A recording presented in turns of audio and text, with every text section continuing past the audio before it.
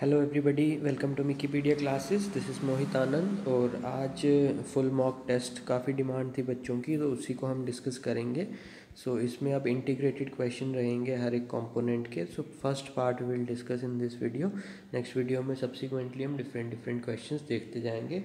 So in this video we will discuss 30 questions and keep this thing in mind. जो थोड़ा बहुत बच्चों के माइंड में ये कन्फ्यूजन थी कि एग्ज़ाम टाइम पे होगा या नहीं होगा। So keep this in mind that exam will be on 27th only. So your preparation should be like that कि 27 को आप एग्ज़ाम देने लायक होने चाहिए। सो जितने भी अब मॉक टेस्ट हैं, जितने भी MCQs पढ़े हैं आपने, तो MCQs पढ़ना एक जगह है, but you should revise those MCQs, क्योंकि जब तक आप रिवाइज नहीं करेंगे उनको पढ़ना किसी काम का नहीं रहता, बिकॉज वो ऑटोमेटिकली आपको याद तो रहेंगे नहीं जब तक आप उसको रिवाइज नहीं करेंगे। क्लियर है? सो इस वीडियो को स्टार्ट करते हैं और फर्स्ट पार्ट देखते हैं हमारा मॉक टेस्ट का, जिसमें हम काफ़ी सारे क्वेश्चंस आपके साथ डिस्कस करेंगे। So let's start this. So let's take question number 1. So first question in which year the Citizenship Act passed? तो यू ऑल नो सिटीजनशिप के साथ जो डील करते हैं आर्टिकल 5 से लेके आर्टिकल 11 तक जो है part second of the Indian constitution that deals with citizenship. और आर्टिकल 11 ये बोलता है कि पार्लियामेंट के पास पावर है सिटीजनशिप से रिलेटेड कोई भी लॉ बनाने की, तो उसी के अंडर पार्लियामेंट ने सिटीजनशिप एक्ट पास किया हुआ है 1955 में। So your right answer is 1955. Next question is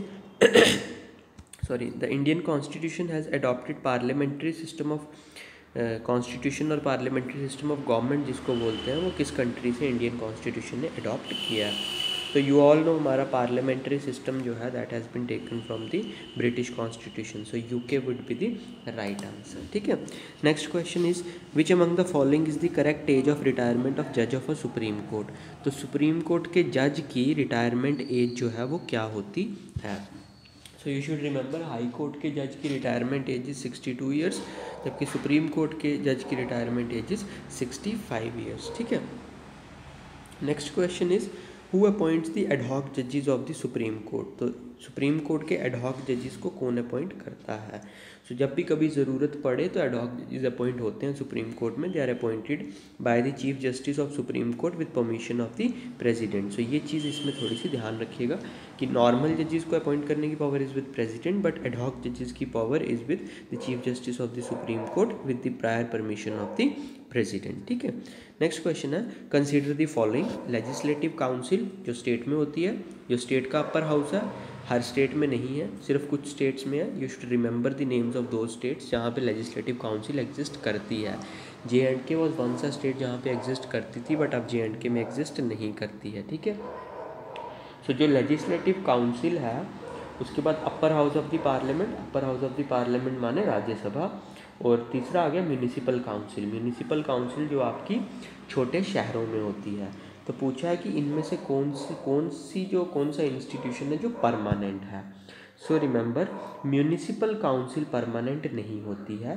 legislative council और upper house of the parliament यानी कि राज्यसभा, ये परमानेंट हाउसेज हैं दोनों के दोनों। ये कभी डिज़ोल्व नहीं होते, इनके मेंबर्स जो हैं वो रिटायर होते हैं time to time, but as a house ये कभी भी डिज़ोल्व नहीं होते। जबकि लेजिस्लेटिव असेंबली और Lok Sabha, lower house of the parliament जो होता, वो दोनों डिज़ोल्व हो जाते हैं, वो परमानेंट नहीं है। So for this question the right answer would be 1 and 2। ठीक है। Next question which among the following sentence is true about power in a state of India?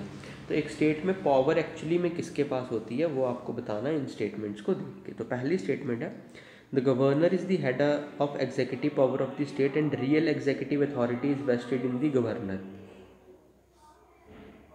So this statement is basically, तो इस statement में ये कहा गया है कि जो गवर्नर है वो एग्जीक्यूटिव पावर स्टेट की उसके पास होती है, और रियल एग्जीक्यूटिव अथॉरिटी भी गवर्नर के पास ही होती है।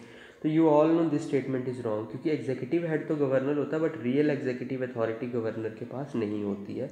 Second is the governor is the head of the executive power of the state, but real authority is vested in the council of minister. So this is the true statement कि governor executive head तो होता है, but executive authority जो है actually में किसके पास होती है? काउंसिल ऑफ मिनिस्टर्स के पास होती है, जिनका हेड कौन होता है? चीफ मिनिस्टर होता है. तो थर्ड स्टेटमेंट ऑटोमेटिकली रॉन्ग हो जाएगी. चीफ मिनिस्टर एग्जीक्यूटिव पावर का हेड नहीं होता है. गवर्नर जो है वो एग्जीक्यूटिव हेड होता है स्टेट का. ठीक है. Next question is the department of industrial policy and promotion. So ये जो डिपार्टमेंट है industrial policy of and promotion का जो डिपार्टमेंट है, ये किस मिनिस्ट्री के अंडर आता है? So your options are given. So options हैं ministry of finance, ministry of commerce and industries, ministry of corporate affairs, या फिर none of the above. So ध्यान रखिएगा, अब पहले ये एक्चुअली डिपार्टमेंट जो था ये बना था 1995 में.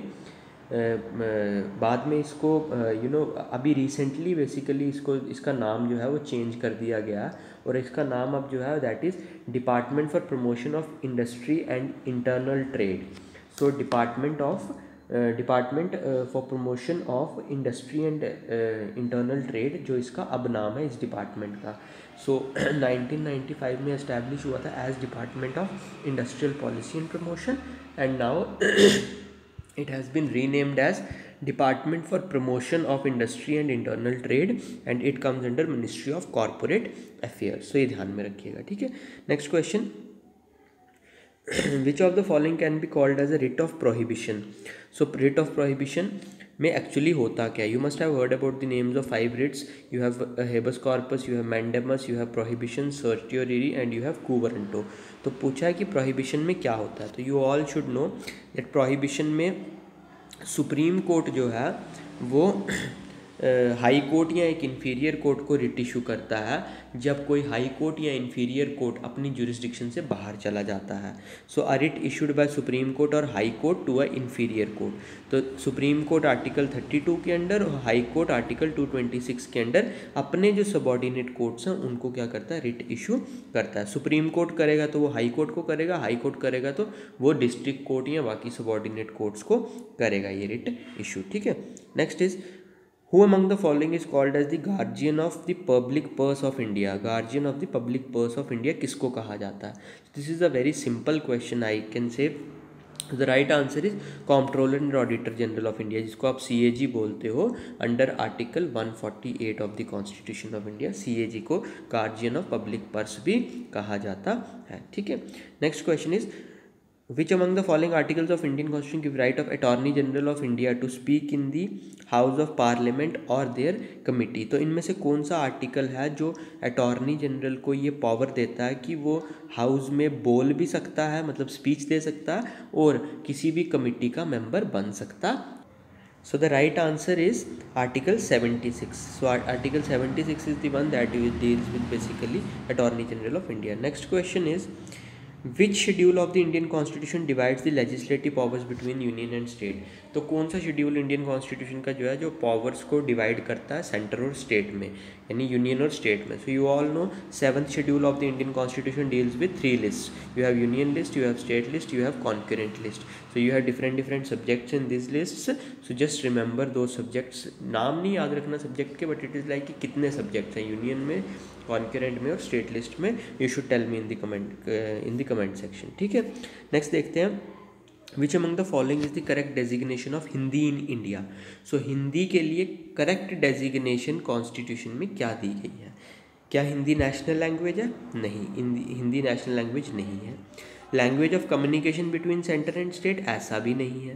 The official language of the union of India and official and national language of India. So remember, मैंने पहले बता दिया नेशनल लैंग्वेज नहीं है. सो रिमेंबर, इंडिया में we don't have any national language, we have only official language, and constitution बोलता है that Hindi would be the official language of the union of India. सो ये चीज़ ध्यान रखिएगा. हिंदी बेसिकली क्या है? हिंदी ऑफिशियल लैंग्वेज है इंडियन यूनियन की. ठीक है.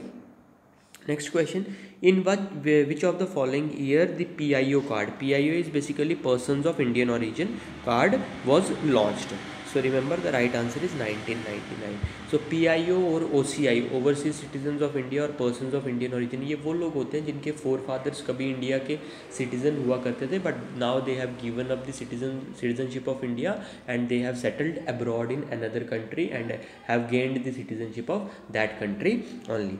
सो इनको कुछ स्पेसिफिक राइट्स दिए गए हैं इंडियन कॉन्स्टिट्यूशन में. इंडियन कॉन्स्टिट्यूशन ने भी नहीं, बेसिकली डिफरेंट ऑर्डर्स के थ्रू इनको दिए गए हैं. कॉन्स्टिट्यूशन ने इनके लिए ऐसा कोई प्रोविजन नहीं रखा. But remember this thing, PIOs हो या OCI हो, अब तो ये PIO और OCI स्कीम जो है इसको क्लब करके you have overseas citizens of India now. So overseas और citizens of India, they are not the citizens of India. First thing you need to remember, वो किसी ज़माने में उनके फोरफादर्स इंडिया के जो है वो सिटीज़न रहे हैं, बट अब वो सिटीज़न नहीं है इंडिया के, and they do not have the right to vote in India. ये चीज़ आप ध्यान रखिएगा. This is the difference between NRI and OCI. NRIs are the citizens of India and they have the right to vote, while OCIs are not the citizens of India and they don't have the right to vote. ये ध्यान रखिएगा.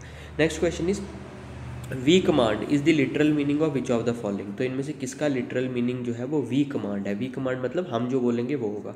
सो remember the right answer is mandamus. Mandamus writ जो है उसका literal meaning is we command. Next is which among the following is not a correct requisite qualification for the presidential candidate. तो president बनने के लिए इनमें से कौन सी क्वालिफिकेशन की ज़रूरत नहीं होती है. So your options are not less than 35 years of age. This is the qualification of president. 35 साल मिनिमम एज होनी चाहिए. सेकंड है must not hold the office of profit. ये भी सही है क्योंकि कोई ऑफिस ऑफ प्रॉफिट नहीं होना चाहिए either under स्टेट गवर्नमेंट और central government. Third is must have eligibility to become the member of Lok Sabha. बिल्कुल सही है ये भी. वो इतना कम से कम एलिजिबल होना चाहिए कि वो लोकसभा का मेंबर बन सके, but must be a member of either house of the parliament. ये गलत है. वो किसी भी हाउस का मेंबर नहीं होना चाहिए, और अगर वो किसी हाउस का मेंबर होता है तो उसको पहले हाउस की मेंबरशिप से रिज़ाइन करना पड़ेगा. देन ओनली ही और she can contest for the election of president. So ये चीज़ ध्यान में रखिएगा. Next is if there is a dispute in the presidential election it will be referred to whom among the following. तो अगर presidential election, और for that matter ये ध्यान भी रखिएगा, अगर वाइस प्रेसिडेंट का भी इलेक्शन होगा तो उस केस में अगर कोई डिस्प्यूट आ जाए तो किसके पास जाया जाता है, मतलब डिसाइडिंग अथॉरिटी कौन होती है. So remember the right answer is basically supreme court. तो सुप्रीम कोर्ट का ये एक्सक्लूसिव पावर है उसके पास कि अगर प्रेसिडेंशियल या वाइस प्रेसिडेंशियल इलेक्शन में कोई डिस्प्यूट आ जाता तो उस केस में supreme court has the power to adjudicate that dispute. ठीक है. Next is which among the following sentences is not correct. So this is very important. Paper देने जाइएगा तो भी ये ध्यान रखिएगा, यू शुड रिमेंबर कि क्वेश्चन में पूछा क्या है. अगर नॉट पूछा है तो नॉट को अच्छे से अंडरलाइन कर लीजिए और वो ध्यान में रखते हुए then you need to mark the answer. So your questions are the first amendment to the constitution was effected in 1951. Exactly first constitution amendment act जो है वो 1951 में हुआ था. Second is originally Indian constitution है 22 पार्ट्स, 395 आर्टिकल्स एंड 8 शेड्यूल्स. बिल्कुल सही बात है. 22 पार्ट थे, 395 आर्टिकल्स थे, 8 शेड्यूल्स थे. आज 12 शेड्यूल्स हैं. ठीक है. Then the first meeting of the constituent assembly was held on 9 December 1946. बिल्कुल सही है. लास्ट वीडियो में मैंने बताया भी था कि कॉन्स्टिट्यूएंट असेंबली की पहली मीटिंग 9 दिसंबर 1946 को हुई थी. Fourth option is doctor Rajendra Prasad was the interim president of the first meeting of the constituent assembly. This statement is wrong because interim president constituent assembly के जो थे वो सच्चिदानंद सिन्हा थे, because he was the senior most member. वो सच्चिदानंद सिन्हा थे. 9 दिसंबर को बनाए गए थे. फिर 11 दिसंबर को डॉक्टर राजेंद्र प्रसाद जो थे वो परमानेंट प्रेसिडेंट बना दिए गए थे कॉन्स्टिट्यूएंट असेंबली के. ठीक है. सो ये ध्यान में रखिएगा. Next question is choose the incorrect statement. So incorrect statement आपने बतानी है इसमें से कौन सी है. द ऑब्जेक्टिव रेजोल्यूशन, ये बेसिकली पास नहीं है. ऑब्जेक्टिव रेजोल्यूशन मूव्ड और introduced by Pandit Nehru what became the preamble of our constitution. Obviously जो 13 दिसंबर 1946 को ऑब्जेक्टिव रेजोल्यूशन पंडित जवाहरलाल नेहरू ने इंट्रोड्यूस करवाया था वही बाद में प्रीएम्बल बना हमारा. बिल्कुल सही स्टेटमेंट है. Second statement preamble is enforceable in a court of law. तो प्रीएम्बल को एनफोर्स किया जा सकता है कोर्ट के द्वारा, मतलब it is justiciable in nature. So this is very important statement. Third statement is preamble of Indian constitution has been amended only once in 1976। ये स्टेटमेंट बिल्कुल सही है, क्योंकि 3 वर्ड सोशलिस्ट, सेक्युलर और इंटेग्रिटी, 3 वर्ड इसी में ऐड किए गए थे 42nd अमेंडमेंट एक्ट 1976 में। And Jawaharlal Nehru was the strongest advocate of socialism. Yes, आपका डेमोक्रेटिक सोशलिज्म का concept is basically given by Jawaharlal Nehru, जो इंडिया ने अडॉप्ट किया था। सो इन सब में से जो इनकरेक्ट स्टेटमेंट है that is second, preamble is not enforceable by law. So remember, preamble is a part of the Indian constitution but it is not justiciable in its nature. So ये चीज़ ध्यान में रखिएगा। Next question, in which among the following periods the prime minister of India should become a member of parliament if she is not at the time of swearing in। तो अगर कोई आदमी प्रधान किसी भी हाउस का मेंबर नहीं है, लोकसभा या राज्यसभा का मेंबर नहीं है, तो आप सब जानते हैं उसको प्राइम मिनिस्टर बनाया जा सकता है, पर मैक्सिमम कितनी देर के लिए बनाया जा सकता है, कितनी देर में उसको दोनों में से किसी हाउस की मेंबरशिप लेनी होती है। So remember the right answer is 6 month. Minimum 6 month में उसको मेंबरशिप जो है वो लेनी पड़ती है किसी हाउस की, ठीक है। Then approval of which of the following authorities alone would be sufficient to draw funds from the consolidated fund of India। so consolidated fund of India से funds निकालने के लिए, पता नहीं अब आप लोगों ने पढ़ा है, जिन्होंने अच्छे से पढ़ा दे मस्ट बी नोइंग, 2 तरह का तरीका है जिससे कंसोलिडेटेड फंड से पैसा निकलता। First is expenditure charged on the consolidated fund of India and expenditure charged from the consolidated fund of India. So यहाँ हमें क्या पूछा है, from the consolidated fund of India. तो जो expenditure charged on the consolidated fund of India उसमें parliament का approval नहीं लगता है, but expenditure charge from the consolidated fund of India उसके लिए पार्लियामेंट का अप्रूवल जो है वो चाहिए होता है, ठीक है। Next question is with which of the following the agenda 21 of Rio Summit 1992 is related to। so you must be remembering agenda 21 Rio Summit 1992, it basically deals with sustainable development। so 1987 Brundtland commission report, Norwegian prime minister Brundtland की अध्यक्षता में एक committee बनी थी जिसने 87 में और common future करके एक रिपोर्ट लाई, उसमें सस्टेनेबल डेवलपमेंट की डेफिनेशन दी गई। और फिर 1992 में रियो डी जनेरियो ब्राज़ील में अर्थ समिट हुआ, वहाँ का जो एक्चुअल डॉक्यूमेंट था दैट वाज एजेंडा 21। सो agenda 21 is related to sustainable development. Next question is The red data book is the documentation of rare and endangered species of। so you all must be knowing red data book जिसको निकालता है IUCN, जिसमें endangered और rare species का details होता है। you must be knowing endangered, critically endangered, vulnerable, least concern, extinct, इस तरह के species को कैटेगराइज किया गया रेड डेटा बुक में, which is periodically produced by or maintained by International Union for Conservation of Nature and Natural Resources। सो अब उसमें पूछा कि उसमें किस किस की डिटेल्स जो हैं वो दी गई। सो उसमें एनिमल्स की, प्लांट्स की, फंजाई की, अब बताना कि किसकी डिटेल्स। देखिए कंफ्यूजिंग थोड़ा सा क्वेश्चन है, एनिमल प्लांट तो यू ऑल नो होंगे ही होंगे, but fungi is also there. So the right answer is basically D 1, 2 and 3, ठीक है। Next question is which among the following is the most abundant green house gas in the earth's atmosphere. तो earth के atmosphere में सबसे abundant मतलब जो सबसे ज़्यादा मात्रा में पाई जाती है ग्रीन हाउस गैस वो कौन सी है। So remember the right answer is water vapour. Water vapour is the most abundant green house gas in the earth's atmosphere. Next is dancing deer is found in which of the following states. So इनमें से किस state में। Remember dancing dear जो है वो dear की प्रजाति है जो एक ही स्टेट में एक ही नेशनल पार्क में पाई जाती है। And remember the name of national park is Keibul Lamjao national park in Manipur. So Manipur में you will find, so KEIBUL Keibul Lamjao national park, वहाँ पे आपको डांसिंग डियर की स्पीशीज़ जो है ये मिलेगी, ठीक है। The largest number of tiger reserves in India are located in. So कौन सी स्टेट में सबसे ज़्यादा टाइगर रिजर्व्स हैं। So remember the right answer is Madhya Pradesh. Madhya Pradesh है 6 tiger reserves. Total we have 53 tiger reserves in India.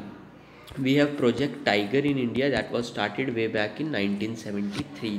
तो ये ईयर भी ध्यान में रखिएगा, ठीक है। The next question, the use of micro organism metabolism to remove pollutants such as oil spills in the water bodies is known as. तो basic सा क्वेश्चन है क्या कि जब भी किसी जगह में पोल्यूटेंट्स को हटाने के लिए हम माइक्रो ऑर्गेनिजम्स का इस्तेमाल करते हैं, तो उस प्रोसेस को क्या कहा जाता है। जो मेरे स्टूडेंट्स हैं उनको मैंने क्लास में ये करवाया हुआ, those who have read this environment ecology वाला पोर्शन मेरे से जिन्होंने पढ़ा है, so they must be knowing, मैं सब डिटेल में they have written. So for example उन्होंने दिया ऑयल स्पिल्स, मतलब अगर पानी में ऑयल जो है पर्टिकुलरली आप देखते हो जैसे क्रूड ऑयल होता है, पेट्रोलियम होता है, अगर वैसा कभी वो बह जाए पानी में या लीक हो जाए तो उसको रिमूव करने के लिए माइक्रो ऑर्गेनिजम्स को वहाँ पे रखा जाता है। माइक्रो ऑर्गेनिजम्स स्लोली ग्रेजुअली उनको रिमूव करते हैं वहाँ से। सो उस प्रोसेस को क्या कहा जाता है, so that process is called as bio remediation. ठीक है। Next question is which of the following states UT has the maximum percentage of mangrove cover in India. So mangrove forest का सबसे ज़्यादा परसेंटेज जो है वो किस स्टेट में है, ये आपको बताना है। सो रिमेंबर जो आपका वेस्ट बंगाल है, West Bengal has the maximum percentage of mangrove cover in India. Simply आपने ध्यान रखना है, सुंदरबंस जो है इंडिया में, आप अगर इंडिया की पूरी कोस्ट लाइन ले लेंगे गुजरात से लेके पूरी कोस्ट लाइन में टिल आपका कहाँ तक, वेस्ट बंगाल तक, you will find mangrove forest in India. जबकि सबसे ज़्यादा मैंग्रोव आपको कहाँ पे मिलेंगे इंडिया में, सुंदरबंस वाले इलाके में, वेस्ट बंगाल में मिलेंगे। And I will tell you the exact number, that is 42.45% of mangrove India में आपको कहाँ पे मिलेंगे, वेस्ट बंगाल में मिलेंगे। तो ये चीज़ ध्यान में रखिएगा। And mangroves are salt tolerant plants, you should remember this. ठीक है। Then the word ecology was coined in 1866 by, तो वो इकोलॉजी वर्ड किसने कॉइन किया था 1866 में, the right answer is Ernest Haeckel. जबकि ध्यान रखिएगा दूसरा वर्ड है that is ecosystem, ecosystem was coined by Arthur Tansley. So Arthur Tansley ecosystem, if I am not wrong 1935 में, और Ernest Haeckel 1866 the term ecology. So ये चीज़ ध्यान में रखिएगा। ठीक है। Next question is identify the non green house gas from the following. इनमें से कौन सी गैस है जो ग्रीन हाउस गैस नहीं है। तो पहले आपको ये पता होना चाहिए ग्रीन हाउस गैस होती कौन सी। So green house gas is that gas which has the capacity to absorb the outgoing terrestrial radiation, जो अर्थ से वापस जाती हैं उनको एब्जॉर्ब करती हैं और अर्थ के टेम्परेचर को क्या करती हैं, बढ़ाती हैं। So remember methane, nitrous oxide and sulphur hexafluoride, ये सारी ग्रीन हाउस गैसेज है। Carbon monoxide is not a green house gas, in fact carbon dioxide is a green house gas, carbon monoxide is not a green house gas. ठीक है। और इस video का last question मैं आपको बता रहा हूँ, Who among the following leaders announced the industrial policy of 1956? This was the second industrial policy that was enacted in 1956. First industrial policy 1948 में आई थी, and that was prepared by or announced by Shyama Prasad Mukherjee. And second industrial policy यानी 1956 वाली industrial policy that was announced by Pandit Jawaharlal Nehru. तो ये questions थे 30। So I hope you will get an idea कि किस तरह के क्वेश्चंस जो है आपसे पेपर में पूछे जाएंगे। अगर अभी भी कोई टॉपिक ऐसा रहता है कि जो आप नहीं कर पा रहे हैं तो प्लीज़ कमेंट सेक्शन में मुझे बताइए, मैं उसके 40, 50, 60, 70 जितने भी हो पाएंगे I will come up with MCQs, तो थोड़ा आपका प्रिपरेशन उससे भी हो जाएगा। इस वीडियो का नेक्स्ट पार्ट भी जल्दी आएगा, उसको देखिए और अच्छे से अपनी प्रिपरेशन कीजिए। सो तब तक के लिए good luck to all of you. So see you soon.